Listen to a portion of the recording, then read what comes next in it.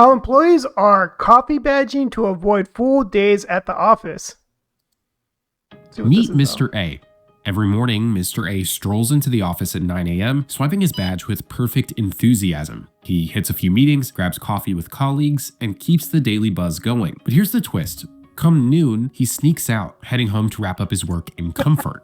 By around 5, he's clocked out. Mission accomplished. Mr. A has redefined the 9 to 5 in his own terms. And interestingly, this trend also has a name. A new trend emerging in the back to office push, and that is coffee badging. Coffee badging is two worlds colliding. It's employers wanting to get their workers back into the office, and employees desire to really have more flexibility on the job. And so that's coming together in this trend of coffee badging. Is this a real thing, honestly? This isn't just like another corporate / mainstream media shaming working class. I've never heard of like this coffee badging before. Do people really do that? Show up to work and then leave later? Like half the day? Like their boss doesn't notice this?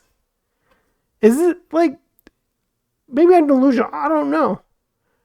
Like, I don't know anyone who does this. I don't know anyone who like shows up to the office and halfway through they leave on a daily basis without anyone noticing.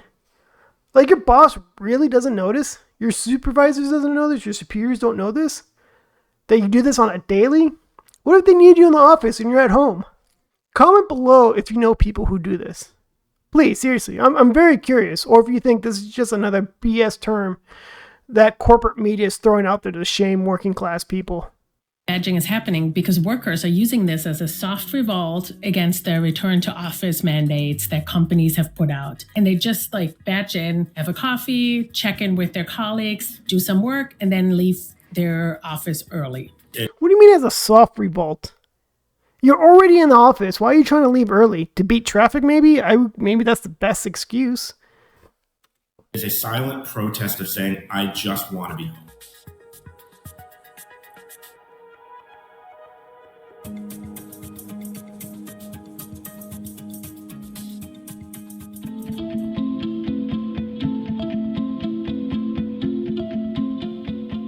Coffee badging was a term that Owl Labs coined as part of its 2023 State of Hybrid Work report. And what we found was that employees weren't necessarily returning to the office in a traditional 8 to 5 manner 5 days a week, but they were coffee badging. Some were going in. Whoa. Okay, hold on. More than half, 58% of hybrid employees coffee badge, also known as showing face at the office and then leaving. But when? Do they leave when they're allowed to leave, or they leave during their lunch break, spending half the workday at home, and no one notices, which is weird to me. 58%? Are you serious? 58%? How do you find this out? How do you even know? How is this statistic known? Is there a survey that I miss? Asking people how often do you coffee badge? How often do you leave work early when you're not supposed to? Is that like, I'm missing something here? Just to show face, grab a cup of coffee, say hi to some of their colleagues. Okay, let's see. 58% people who coffee badge. There's 34% people who prefer to work in the office for the full workday. Yeah, there's people who are like that. There's extroverts. And that's okay. There's no problem with people who prefer to go to work versus remote. It's like good for them. That's their preference. And then there's 8% of people who don't coffee badge but are interested in doing so. Yeah, I thought about, just leaving work for half the time, but I don't know. Just something about don't seem right, and I think my boss might notice, and I might get in trouble. I don't know. This is a survey on the bottom left. It says survey of 2,000 full-time workers in the United States, age 18 plus, at companies with 2+ employees. 2+ employees. Like, if you have 2 employees at your company, you would know where they're at. Maybe they gave them permission to work half-time in the office and they work the other half at home, but they get labeled as a coffee badge, and that's a bad stigma now. Like, because now I raise a question, were they allowed to go home? Or, well, the start of this video said they snuck out, right? So if you're a supervisor and you don't notice this, you just don't care? Do you just, like superiors, do they just not care? Do they notice that their employees are doing this and not care? Because it could be that too. Otherwise, if you get caught, you're in trouble. What if they know that 58% of the people are doing this? They should be in trouble. But what are they doing? Just too scared to fire them? What's going on? Colleagues, maybe their boss, so that they could check the box for their company's return to office mandate. Whereas others were going into the office for different periods of time, maybe for reasons that the office offered them luxuries that the home environment didn't, which is access to technology, which was meeting with colleagues or being in-person meetings. A lot of the workplace trends that we're seeing right now are very much reflective of what's happening in the overall job market.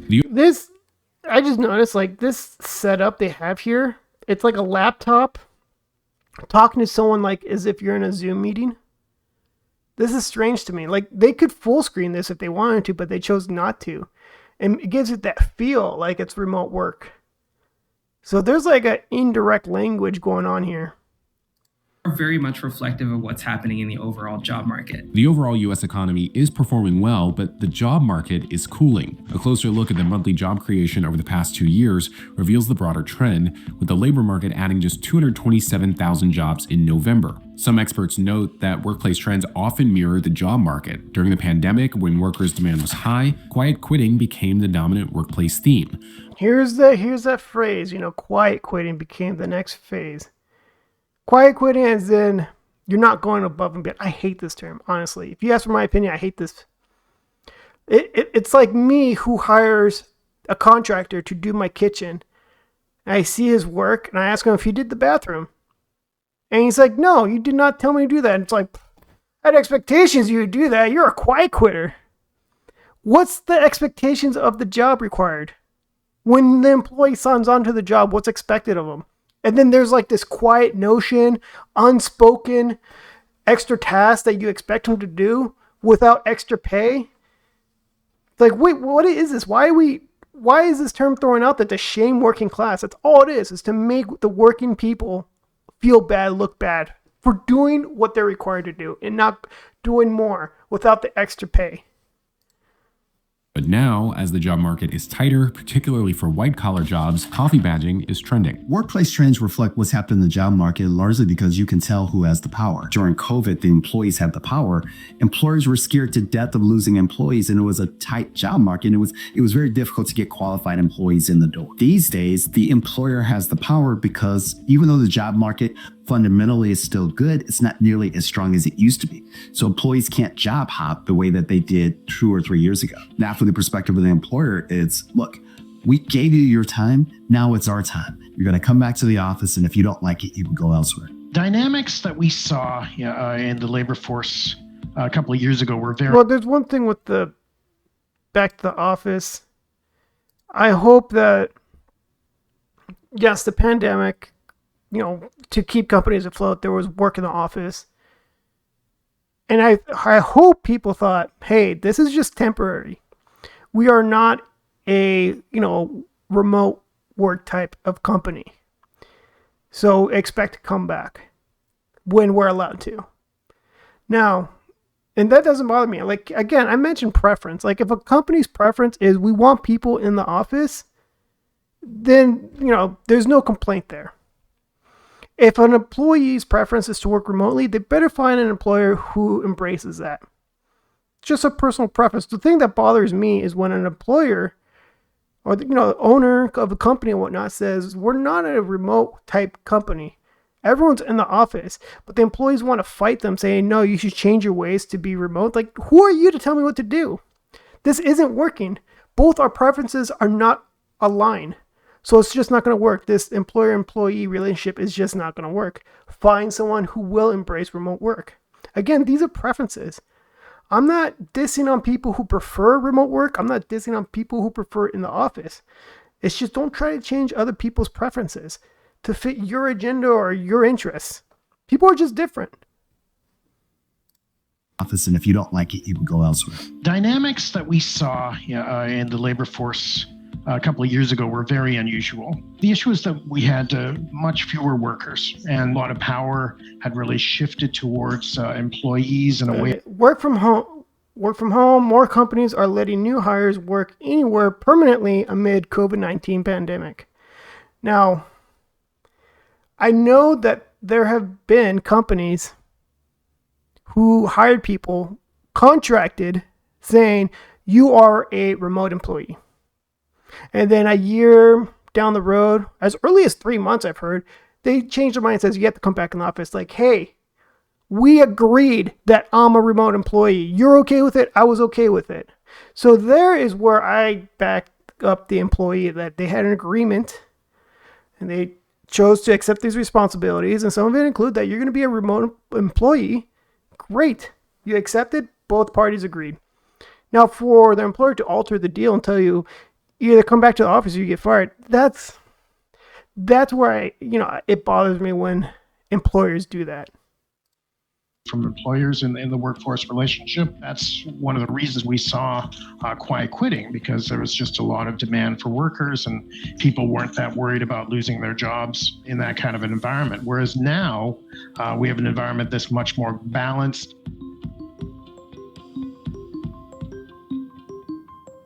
Productivity. Well, now that we have, they said that we have a balance between employer and employee, where employees are not scared about losing their job. Now they really need to crank it up. And that is the opportunity for employers to really reward their good, loyal employees.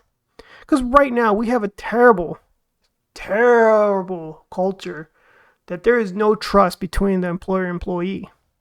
You could blame both sides. I understand, right? Employers are willing to fire you like that. Not even a 2 weeks notice. And I've heard horror stories from employers that they hired someone, they put a lot of resources into them, and then like 3 months later, they're gone working for someone else. They just, wasted all the resources on this employee, basically just trained them for nothing. They got paid to get trained so they could work for a competing company. I understand those stories too, and that's frustrating. But this is an opportunity to really think about, like, how do we hold on to the best? How do we identify the best, and how do we hold on to them? However, it's just a lot of corporate America. They just treat people just like a regular number and willing to fire them. Even if they're a good, hardworking employee, they're willing to fire them like that. I'm venting, sorry. Has long been a contentious issue for supporters and critics of remote work, with mixed results in studies measuring its impact. For instance, October 2024 research from the Bureau of Labor Statistics found that productivity increased with the rise of remote work across 61 private sector industries from 2019 to 2021. However, a major July 2023 study by Stanford's Institute for Economic Policy Research reported that fully remote work is linked to about 10% lower productivity than fully in-person work. So studies are...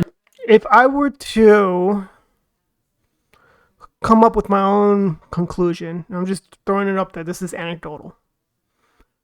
If there's a problem with productivity, both remote and in person, that is a problem that management needs to take care of. How to set expectations, how to adapt and put those expectations properly. If productivity is low, it's the problem of management. It really is. Not putting out enough expectations out there. Not understanding the right balance of too much work, but the right amount of work. If they have too little work and the productivity is low, then figure out how to do it better. Instead of just blaming remote workers. Everyone come back to the office. It's something that they need to figure out, because guess what? More and more employers are going to embrace remote work. It's going to happen. That genie's out of the bottle. And they're going to take that talent of people who want to work remotely. So if you are an employer who wants people in the office, that's okay. But how to set those expectations. How to make people feel more comfortable and rewarded working in the office versus like they'd rather just work remotely. But again, if you don't know how to manage remote workers, it's just you have to learn how to set the proper expectations. But if you don't want to adapt, all right, you're just going to compete with employers who embrace remote work. Not clear on whether remote work makes you more or less productive. There is mixed evidence there, but there are perceptions that coming together can increase productivity. The reason there's no clear answer on this one is because it's incredibly hard to measure how remote work is impacting productivity. So it really depends on the job. It depends on the skill and the task that you're trying to complete, what industry you're in, what kind of worker you are. That makes it incredibly hard to get an exact answer to, is remote work good or bad for productivity? When I look at the relationship between at home work versus in the office work as it relates to productivity, I have a different perspective than a lot of people because I'm not going to debate, the empirical numbers. I'm going to simply say one thing. Productivity is ultimately in the eyes of the beholder. Who has the power? In the case of the company, if the company is paying your salary, the company is giving you a paycheck, and the company says in order to justify your productivity, you need to be in the office, you have to be in the office. The fact is that bosses like to have people on the premises. I've spent most of my career as an editor-in-chief, and I liked to have people in the office. And you know what? The older generation does, because it's what they know. And they have a path dependency that it's just easier to have people in the office walk up to the cubicle and talk to them versus giving them a ring on Zoom or Microsoft Teams. The younger generation embraces this is nice. I don't have to fight traffic and build up that anxiety and stress. It's not good for my mental health, dealing with jerks and traffic. And then that extra time I'm not getting paid for, the commute to work, my personal time getting ready, when I could just get up and just show up on my computer. But again, there's pros and cons to remote work, and I get it. There's pros and cons to people coming in the office. I know there's people who prefer to be in the office, and I get it. Makes them feel good, motivated, in their own way. I understand that, and I'm not judging that. It's just when they both collide, I'm trying to change each other's perspective and preferences. Like one says, all remote workers are lazy, and the other one's like, all people who want to come in the office are just control freaks. I mean, it's just, I don't like it when these two fight. It's just not your preference to look for an employer or employee who embraces your values. there's something to be said. I totally am very empathetic to the idea of culture and mentorship and creativity and all of those things. But that said, there is a reason why hybrid remote work remains so prevalent, and the reason is that it works. News reports of companies mandating in-person work have been dominating headlines recently, with studies also highlighting crackdowns on the coffee badging trend. Owl Labs data shows 44% of hybrid employees still coffee badge. That's down 24% from 2023. Meanwhile, 70% of coffee badgers have that. So 45% don't coffee badge as they prefer to go into the office for the full day. Didn't we just see something else? 44% coffee badge. Like, if you don't know there's coffee badgers up to 44%, why are they still working at your company? Like, this is our terms that you agreed to work. Like, I don't know, it's like so many companies I've worked for, they really know when you're on a 15-minute break. They really know when you're on a 30 or 1 hour lunch break. But like, to go half the day at home, like, they have a work laptop that they're allowed to check out outside of the work premises? Like, how is this happening? Like, I almost don't believe this is a thing. I have a hard time believing that this is a thing. 11% of people don't coffee badge but would love to try it. Who answers that? Who says that? 2023. Meanwhile, 70% of coffee badgers have been caught, with 16% now forced to be in office for the full day. So that was their punishment. A lot of them, 70% of them have been caught, and their punishment is being extra monitored. That's it. A lot of companies would just fire you. I'm fascinated how they just don't fire them. Unless it's like a critical position, I don't know. But I'm so used to employers willing to just fire you and replace you right away. I mean, feel free to comment below. Let me know if I'm wrong about any of this, by the way. Or if I'm missing something, please. Interestingly, some companies are also using badge data or swipe data as a tool to promote, demote, or even lay off employees. So I wrote a book called The Algorithm about how AI is used in the workforce, to hire people, but also to monitor employees.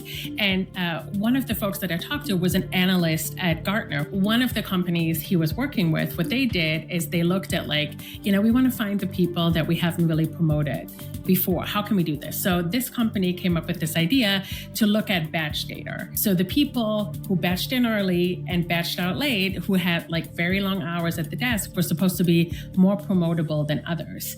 The unfortunate thing about that company was also when the pandemic hit and they started to have to do layoffs, they wanted to look at this kind of badging in, badging out data to understand who are the people that leave early, that have the fewest hours in the seats, and they were going to look at those to lay off. The push by some companies again. Yeah, how that isn't new. Badge data. That's been going on for decades. I've been in so many jobs where I had to badge in and badge out. It's not like a new thing. And I'm talking about small companies too. And it's not even with a physical badge. They also get monitored when you log into work at your physical computer in your cubicle. Now, it's not a laptop. It's a huge tower. You can't walk away with a tower, right, for half your day and take it home. But this is, I don't know about this coffee badging thing. What was this? Remote jobs disappeared nationwide this year. Here's where they fell fastest. Let's see. Flexible work is apparent in job postings with fewer remote roles. LinkedIn data shows flexible work stabilizing at 1 in 5 listings since November 2023, down from a peak of over 1 in 4 between October 2022 and March of 2023. Indeed's chart also shows a decline in remote and hybrid job listings since their 2022 peak. As the world reopened post-pandemic, corporate America shifted its stance on remote work. Companies like Amazon now mandate employees to return to the office 5 days a week or risk losing their jobs. Company's cloud chief, Matt Garman, saying during an all-hands meeting that staffers who don't agree with the policy, well, they can leave. According to the transcript that was viewed by CNBC, he said the following, in quotes, "If there are people who just don't work well in that environment and don't want to, that is okay. There are other companies around." There are a lot of employers, I'm saying. Yeah, I mean, the preference change, right? It sucks. It's not cool. But a company like that has never had a culture of remote work. Remote work is also something that's not new. Before the pandemic, there's plenty of companies that had remote work. And people loved it, and they never changed. Now, I understand like a company like Amazon, where it's not known to be a remote work type environment, where it was forced to because of the pandemic, and now they want people back because it's how they best operate. It's what they know, and they don't want to change at all to see how can we be just as efficient with remote work. It's not for them. It's not for the older people. They don't want to adjust. They like controlling people physically in the office. Works best for them. It's their preference. Fine, that's okay. And like you said, if you want to find another employer that embraces it, there's plenty of them. Yeah, go look for them. I mean, you can't get mad at a company like Amazon for having a preference that they want people physically there versus remote work. Small to mid-sized employers who are waiting on a juggernaut like Amazon to officially go ahead and push forward with a 5-day work policy, because their bank account is basically the size of a small country's economy. And this is just an Amazon attitude, is if you don't like it, go someplace else. Other employers, and I'm hearing this behind closed doors, employers are really happy that Amazon is pushing this, because if Amazon's doing it, now we can follow suit. I don't think that the 5-day work week is something that you're going to see generally. It's the fact that Amazon has opted to go that direction doesn't necessarily mean that everybody is going to move in lockstep with what they did. One of the reasons employers... I like how they gave two different perspectives. One person says, oh, Amazon's saying everyone has to come back to the office 5 days a week. Everyone else will do it. And then the other guy says, no, not everyone will. Those people continue looking for someone that aligns with their preferences and values. And, and it sucks if they're laid off. You have to do that. Or you have to take a job that's whatever available. But a lot of people just stick with what they love in a job. The flexibility. They don't want to give that up. And I don't blame them for it too. If it's been working for them and it's good for their mental health, why not? I'm not going to judge them. The same way that, there's jobs I know that cannot be remote work. Like, you can't have a military that's remote work. You can't have a police force that's remote work. But my hat's off to them for people who enjoy that, who'd rather go to the office. Can get more workers back into the office because there just isn't as much mobility as there was a few years ago. You don't see as many workers moving. And in fact, 2 in 5 workers tell us that they feel stuck in their job. Amazon, who's now mandating all of their employees come back 5 days a week. And employees have been up in arms about that. They don't want that. They want to keep their flexibility. It remains to be seen if this is going to have a huge ripple effect, if other employers are going to mandate the same thing. CNBC reached out to Amazon. See, I don't like that. Like, why are you protesting against a company? If they're telling you have to come back in the office, that you have to find another company who's going to embrace your values and remote work. It just sucks. It's corporate America. Again, corporate America doesn't give a crap about people. You're just another number. They don't care about you. And I hate saying it, but like, no one forces you to work for corporate America. It's really, you know that they're going to treat you like crap. But you still chose to work for them. There's other companies out there who will probably embrace your values and whatnot. Regarding its 5-day office work policy, the company stated that the policy was needed to ensure that its team stays connected to invent, collaborate, and deliver the best results for its customers and business. The push against remote work isn't limited to companies. Elon Musk and Vivek Ramaswamy, co-leaders of the so-called Department of Government Efficiency, are proposing a 5-day in-office work week for federal employees, raising doubts about the future of flexible work and the coffee badging trend. Yeah, when I look at the future of flexible work, here's what I see. Depending on the industry, flexible work might be the thing to be. You know, if you happen to work in a technological industry, you can work remotely. It doesn't necessarily require that you to come in the office versus if you're in the human resources function, if you're a warehouse function, if you're in something director of operations, that's going to force you to continue to come into work because you need to be hands-on. So what we're essentially going to see in the future is going to look a lot like the past. It's very clear when you look at... I mean, you basically said what I said earlier. There's just jobs that cannot be remote work whatsoever. There are jobs that work better as a hybrid versus remote or 5 days a week in person.